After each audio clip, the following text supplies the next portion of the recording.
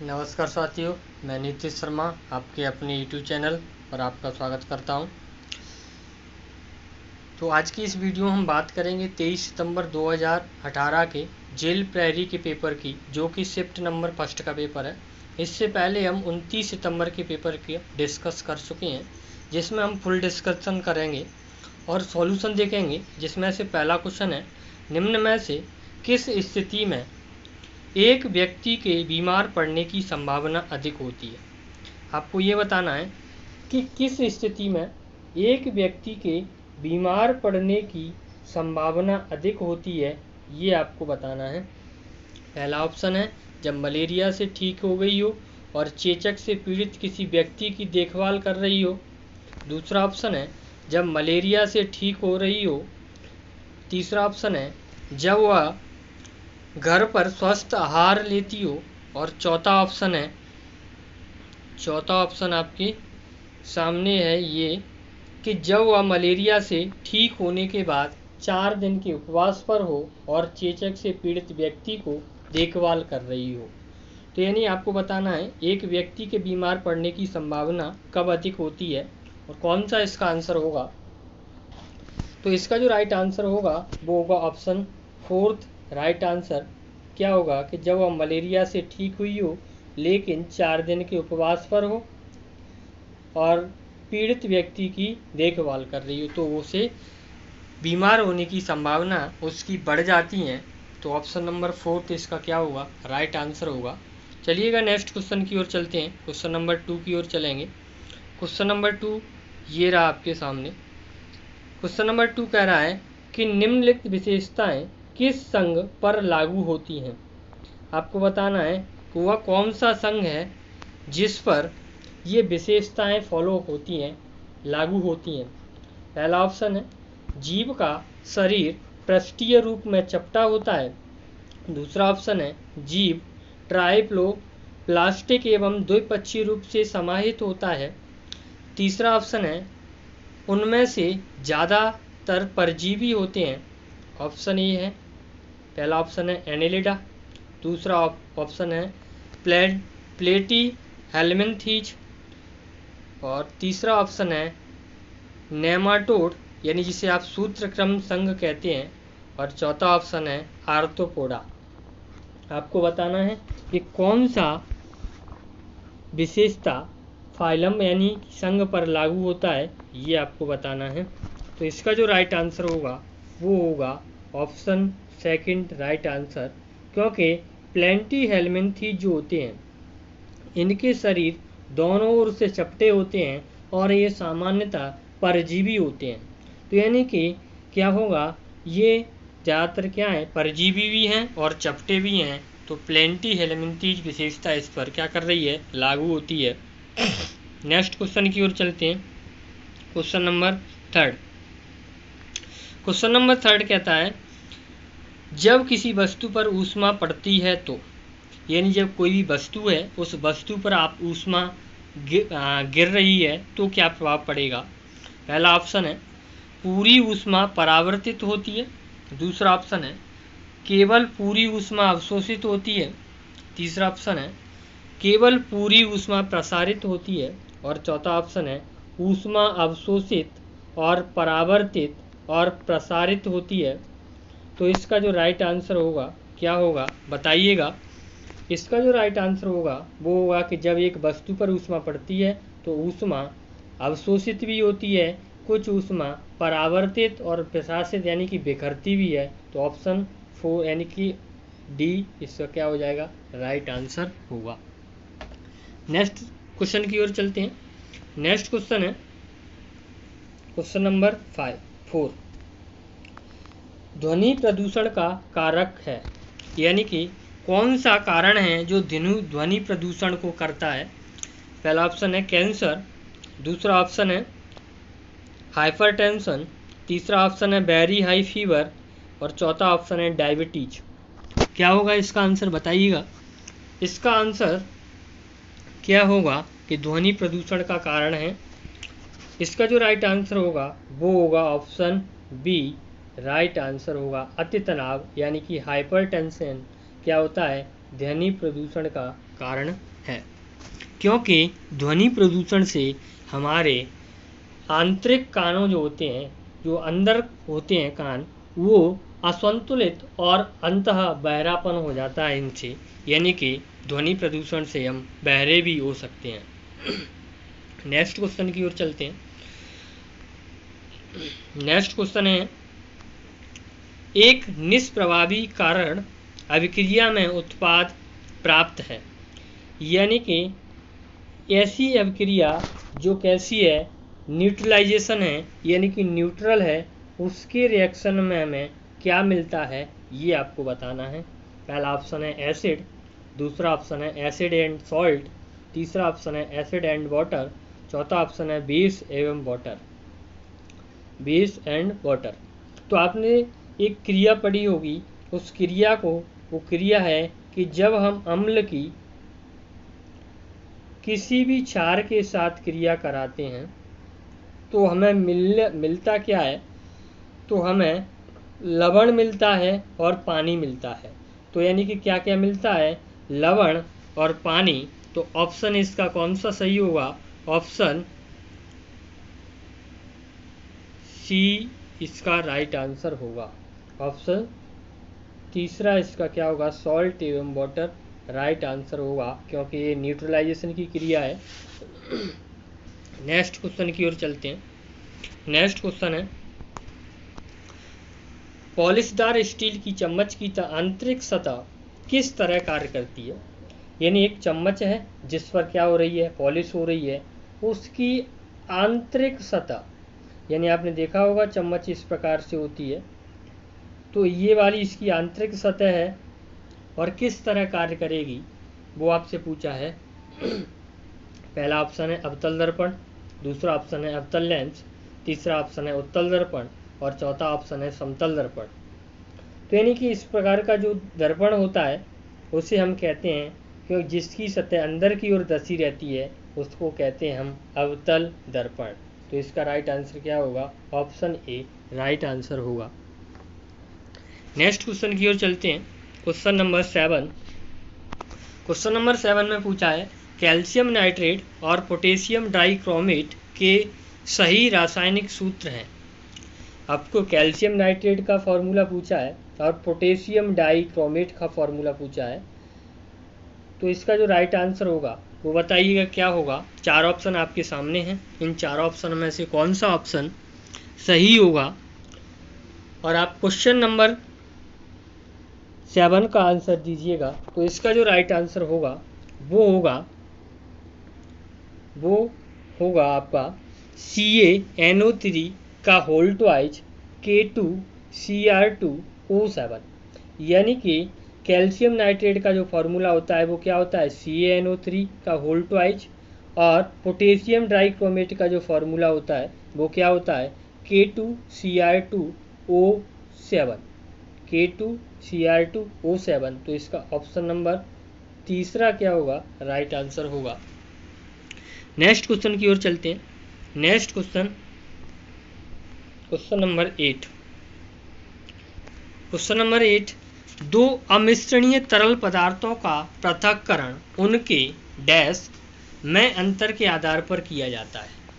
यानी कि दो अमिश्रणीय तरल पदार्थ हैं जिनका आपको पृथक्करण करना है, लेकिन किसके आधार पर आप करोगे उनका पृथक्करण। यानी कि दो तरल पदार्थ हैं, एक अलग अलग, उनका पृथक्करण आप किस तरीके से करोगे। पहला ऑप्शन है घनत्वों, दूसरा ऑप्शन है आयतनों, तीसरा ऑप्शन है अपवर्तक सूचकांकों और चौथा ऑप्शन है द्रव्यमानों।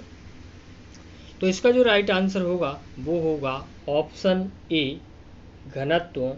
डेंसिटीज के आधार पर हम उनका क्या करेंगे, पृथक्करण करेंगे, क्योंकि किन्हीं भी दो तरल पदार्थों का घनत्व अगर अलग अलग है तो वो कभी भी आपस में मिलते नहीं हैं, यानी कि आपस में घुलते नहीं हैं। इसीलिए हम अमिश्रित तरल पदार्थों का इसका आंसर क्या होगा, घनत्व होगा। नेक्स्ट क्वेश्चन की ओर चलते हैं। नेक्स्ट क्वेश्चन है, वायरस को जीवित और अजीवित चीज़ों के बीच सीमांत में रखा जाता है क्योंकि वे, आपसे पूछा है, वायरस को जीवित और अजीवित चीज़ों के बीच सीमांत में रखा जाता है क्योंकि, यानी आपने देखा होगा वायरस ना तो जीवित है ना ही अजीवित है, वायरस को बीच की कड़ी कहा जाता है। ना तो हम लिविंग सेल में रखते हैं, ना ही नॉन लिविंग सेल में रखते हैं, जबकि वायरस को हम बीच में रखते हैं। क्यों? कारण बता पूछा है उसने। पहला कारण है स्वयं को दोगुणित करने में सक्षम होता है, यानी कि स्वयं मल्टीप्लाई कर लेता है। दूसरा ऑप्शन है पोषक के शरीर के अंदर क्रिस्टल की तरह है।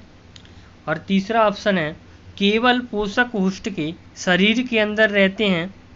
और चौथा ऑप्शन है आदिम जीव हैं, यानी कि प्रीमेटिव ऑर्गेनिज्म हैं। ये आपसे बताइएगा इसका आंसर क्या होगा।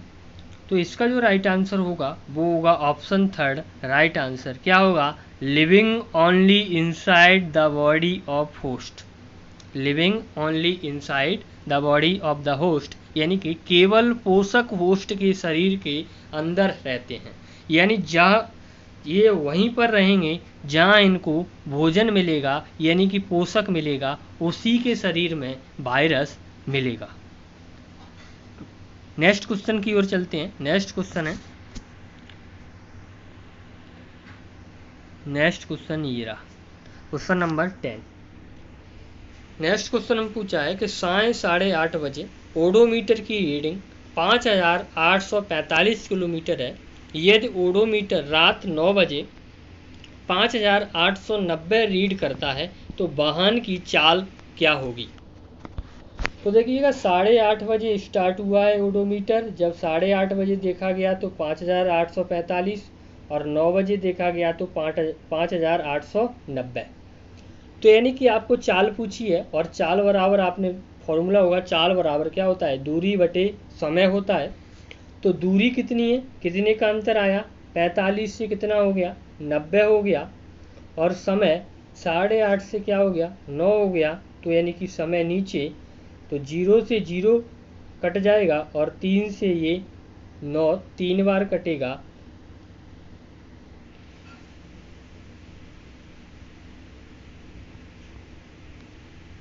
रुकिएगा, मैं इसको थोड़ा स्पेस कर लूँ यहाँ पे। अब कर देखिएगा कि 8:30 बजे से इसका क्या है, कितना हो रहा है? 45 हो रहा है। यानी कि इन दोनों में डिफरेंस कितने का आ रहा है? 5845 और 5890। तो यहाँ से डिफरेंस आया कितने का? 45 का डिफरेंस आया। और समय जो लगा कितना लगा? 30 लगा। और आप इसे डिवाइड करोगे 15 से 3 बार, 15 से 2 बार और 2 से इसको डिवाइड करोगे तो क्या आएगा? 1.5 किलोमीटर पर मिनट। यानी कि ऑप्शन बी इसका क्या हो जाएगा? राइट आंसर हो जाएगा। ऑप्शन बी राइट आंसर होगा। नेक्स्ट क्वेश्चन की ओर चलते हैं। Next question number 11। Question number 11 क्या कहता है? तो देखिएगा कॉपर के दो समस्थानिक ए और बी निहित हैं, यानी कि दो आइसोटॉप दिए हुए। इसका ए और बी दो आइसोटॉप हैं जिनमें परमाणु द्रव्यमान, यानी कि एक का परमाणु द्रव्यमान दिया हुआ है 62.93 AMU और दूसरे का दिया हुआ है 64.93 AU, जबकि तांबे का परमाणु द्रव्यमान 63.55 AMU है। तो समस्थानिक ए और बी का परसेंट परिकलित कीजिए, यानी आपको प्रतिशत बताना है। तो ये दो कॉपर के आइसोटॉप हैं ए और बी, और एक कॉपर का जो प्रॉपर्टी आइसोटॉप है वो है दिया हुआ है। तो आपने देखा होगा एक टॉपिक पढ़ा होगा मैथ में, उस टॉपिक का नाम है एलिगेशन, जिसे आप मिश्रण कहते हैं। उस मिश्रण से हम यहाँ पे इसका परसेंटेज निकालेंगे। कैसे निकालेंगे? तो देखिएगा एक ए आइसोटॉप है, एक बी आइसोटॉप है। ए आइसोटॉप का एटॉमिक नंबर जो दिया, एटॉमिक मास दिया है वो कितना दिया है? 62.93 और दूसरे का दिया है 64.93। और कॉपर का जो फिक्स दिया है वो क्या दिया है? 63.55, 63.55। यहाँ से आप इसका रेशियो निकालोगे और आप यहाँ से रेशियो निकालोगे तो एक वैल्यू प्राप्त होगी, और उस वैल्यू में जो प्राप्त होगा वो क्या होगा, वो मैं यहाँ पे नोट करता हूँ। क्या होगा, 69 और 31, यानी ए वाले का 69 और बी वाले का 31। जब ए वाले का 69 हो रहा है, बी वाले का 31 हो रहा है, तो आप इसका जो परसेंटेज निकालोगे वो ए का निकालें सबसे पहले, तो क्या हो जाएगा 69 डिवाइडेड, यानी इसका योग करोगे आप, क्या होगा 100 हो जाएगा, और इसे परसेंट में चेंज करने के लिए 100 से मल्टीप्लाई करोगे और 100 से 100 कट जाएगा, तो क्या बनेगा 69। ऐसे ही आप बी का निकालोगे तो आपका ऑप्शन नंबर क्या हो जाएगा, तीसरा सही आंसर होगा, 69% और बी का 31%। नेक्स्ट क्वेश्चन की ओर चलते हैं। नेक्स्ट क्वेश्चन है, arrange the following origin in their decreasing power regeneration. आपको बताना है डिक्रीजिंग ऑर्डर में बताना है रीजनरेशन, यानी कि पुनर्जनन की क्षमता के आधार पर घटते हुए क्रम में लिखिएगा, ये आपको बताना है। 4 ऑप्शन आपके सामने हैं, छिपकली, प्लानेरिया, पुरुष, केंचुआ और गरुड़। तो मैं आपको बता दूं कि सबसे अधिक जो रीजनरेशन जो होता है, यानी कि पुनर्जनन होता है, वो होता है प्लानेरिया में। किस में होता है, प्लानेरिया, यानी कि ये आपका पहले स्थान पर आ जाएगा, प्लानेरिया। इसके बाद जो होता है वो होता है केंचुए में, यानी कि सबसे, और इसके बाद जो होता है वो होता है छिपकली में, और इसके बाद जो होता है वो होता है गरुड़ में, और सबसे लास्ट में होता है पुरुष के अंतर्गत। तो इसका जो राइट आंसर होगा, सबसे पहले कौन आएगा, सबसे पहले आएगा आपका प्लानेरिया, तो यानी कि 2। उसके बाद आएगा आपका केंचुआ, तो यानी कि केंचुआ, और उसके बाद आएगा आपका छिपकली, और इसके बाद आएगा गरुड़, और इसके बाद आएगा आपका मनुष्य यानी कि पुरुष। तो ऑप्शन 3 इसका क्या हो जाएगा, राइट आंसर होगा। तो समझिएगा रीजनरेशन और पुनर्जनरेशन कैसे बनता है, यानी कि पुनर्जनन कैसे होगा, जैसे जैसे शरीर संरचना जटिल होती जाती है, यानी जैसे जैसे शरीर की संरचना जो स्ट्रक्चर है वो धीरे धीरे कॉम्प्लेक्स होता जाता है, तो धीरे धीरे करके रीजनरेशन की प्रक्रिया कम होती जाती है। क्या होती जाती है, हमारा बॉडी जिस प्रकार से जटिल होगा उसी प्रकार से ये कम होती जाएगी, क्या, पुनर्जनन की क्षमता। नेक्स्ट क्वेश्चन की ओर चलते हैं। नेक्स्ट क्वेश्चन 13, तो आपसे पूछा है, बताइएगा, ये रहा आपके सामने क्वेश्चन नंबर 13। जब कॉपर सल्फेट के एक विलयन में लोहे की एक कील को 1 घंटे के लिए डुबाया जाता है, इस प्रयोग के संदर्भ में सही कथन का चयन करें। यानी एक कॉपर सल्फेट विलयन है, उसमें एक कील को डुबा रहे हैं हम, और वो भी 1 घंटे के लिए। यानी कॉपर सल्फेट का विलयन, इसमें एक लोहे की कील को डुबा रहे हैं, तो क्या परिवर्तन होगा वो देखिएगा। पहला ऑप्शन है उपरोक्त सभी। दूसरा ऑप्शन है केवल विलयन का रंग नीले से हरे रंग में परिवर्तित हो जाता है। दूसरा, केवल फेरस सल्फेट का निर्माण के कारण हरे रंग हो जाता है। और चौथा, केवल कील में तांबे की एक लाल भूरे रंग की परत निक्षेपित हो जाती है। तो यानी कि जब एक कॉपर सल्फेट के विलयन में एक कील को आप डालोगे तो विलयन का रंग नीले से हरा हो जाता है, और जिसके कारण फेरस सल्फेट का निर्माण होता है। यानी कि कॉपर सल्फेट के विलयन में आप कील डालोगे तो फेरस सल्फेट बनेगा। तो यानी कि ऑप्शन नंबर बी भी राइट है, ऑप्शन नंबर 3 भी राइट है, और ऑप्शन नंबर 4 भी राइट है। तो इसका जो आंसर होगा क्या हो जाएगा, ऑल ऑफ द दीज, यानी ऑल ऑफ दीज, सभी क्या हैं इसके ऑप्शन सही हैं। नेक्स्ट क्वेश्चन की ओर चलते हैं हम। नेक्स्ट क्वेश्चन ये रहा आपके सामने। अगर वीडियो आपको अच्छा लगे तो वीडियो को साथ साथ लाइक भी करते चलें। क्वेश्चन नंबर 14 है, जब एक विमान तेजी से आगे बढ़ता है तो दाब के साथ क्या होता है। आपको पूछा है एक विमान है तेजी से आगे बढ़ रहा है, दाब के साथ क्या होगा, ये आपको बताना है। पहला ऑप्शन है पंखों के नीचे और ऊपर दाब समान रहता है। दूसरा ऑप्शन है पंखे के ऊपर का दाब और पंखे के नीचे का दाब अधिक होता है। तीसरा ऑप्शन है पंखे के नीचे का दाब पंखे के ऊपर के दाब से अधिक होता है। चौथा ऑप्शन है पंखे के ऊपर और नीचे का दाब बढ़ जाता है। तो यानी कि एक विमान उड़ रहा है, इस प्रकार से एक विमान उड़ रहा है और जब विमान उड़ेगा तो उसके ऊपर जो पंखड़ी होती हैं उसका दाब नीचे का दाब ऊपर के दाब से अधिक होता है, क्योंकि नीचे का दाब अधिक नहीं होगा तो वो क्या आ जाएगा, नीचे आ सकता है, इसीलिए नीचे का दाब अधिक होगा ऊपर वाले दाब की अपेक्षा। तो ऑप्शन क्या हो जाएगा इसका राइट आंसर, तीसरा क्या होगा, राइट आंसर होगा। नेक्स्ट क्वेश्चन की ओर चलते हैं। नेक्स्ट क्वेश्चन है आपका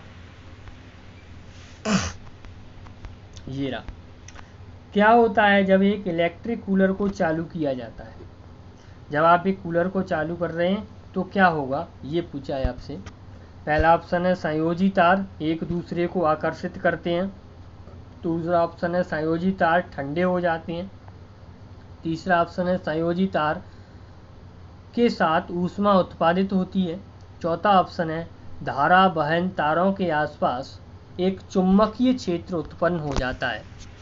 यानी कि जब आप कूलर को चालू करोगे तो उसके जो वाहन तार हैं जिनसे लाइट बह के जा रही है उनसे क्या होगा, उनके आसपास एक चुंबकीय क्षेत्र उत्पन्न हो जाएगा और जिससे क्या होगा, आपका कूलर है या कोई भी इलेक्ट्रिक पदार्थ है जिसे आप चलाना चाहते हैं वो चलना स्टार्ट कर देगा।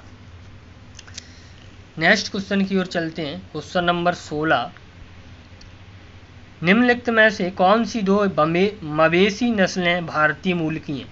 आपको बताना है ऐसी कौन सी नस्लें हैं जो इंडियन ओरिजिन की हैं।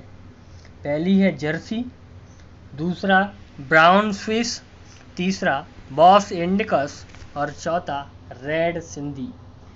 रेड सिंधी। तो बताइएगा इसका आंसर क्या होगा। मैं आपको ऑप्शन दिखा देता हूँ, ये रहे आपके ऑप्शन। यानी कि भारतीय मूल की दो नस्लें बतानी हैं, तो इसका जो राइट आंसर होगा वो होगा बॉस इंडिकस और रेड सिंधी। ये दोनों जो नस्लें हैं वो भारतीय मूल की हैं और भारत के अंतर्गत ये नस्लें पाई जाती हैं। नेक्स्ट क्वेश्चन की ओर चलते हैं। Question number 17। क्वेश्चन नंबर 17 है, ये रहा आपके सामने। पितरस का भंडारण पित्ताशय नामक थैली में होता है जो उसके डैश कहलाने वाले स्त्राव के अंग के पास स्थिर होता है। आपसे ये पूछा है कि जो पितरस है वो किसके द्वारा स्त्रावित होता है, ये आपसे पूछा है। पहला ऑप्शन है स्प्लीन डिस्प्लिया, दूसरा ऑप्शन है पैनक्रियाज अग्नाशय, तीसरा ऑप्शन है स्टोमक यानी कि आमाशय और चौथा ऑप्शन है लिवर यानी कि यकृत। तो इसका बताइएगा आंसर क्या होगा, कमेंट करिएगा क्या होगा इसका आंसर। तो इसका आंसर होगा लिवर यानी कि पित्ताशय। स्टोर तो पित्ताशय यानी कि पितरस जो होता है स्टोर कहाँ होता है, पित्ताशय में, और कहाँ से निकलता है, स्त्राव कहाँ से होता है, लिवर के होता है इसका स्त्राव, यकृत से इसका स्त्राव होता है। नेक्स्ट क्वेश्चन चलते हैं। Question number 18। क्वेश्चन नंबर 18 ये रहा आपके सामने। क्वेश्चन नंबर 18 है, दूध के विभिन्न प्रकार के जैसे फुल क्रीम मलाई रहित बाजार में उपलब्ध हैं। मलाई रहित दूध तैयार करने के लिए उपयोग किए जाने वाली टेक्निक कौन सी है, तकनीक कौन सी है, आपको बताना है। जैसे आपने देखा होगा मार्केट के अंतर्गत मलाई है, मलाई रहित दूध है। तो मलाई रहित जो दूध होता है यानी कि ऐसा दूध जिसमें मलाई ना हो, उसका आपको बताना है किस विधि के द्वारा बनाया जाता है उसको। पहला ऑप्शन है विलायक निष्कासन, दूसरा ऑप्शन है अपकेंद्रीकरण और तीसरा ऑप्शन है बाष्पीकरण और चौथा ऑप्शन है प्रवाजी आसवन।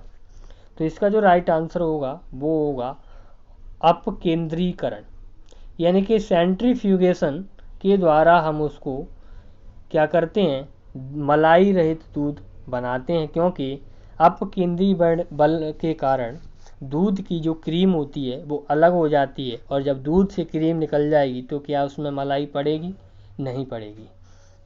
नेक्स्ट क्वेश्चन चलते हैं।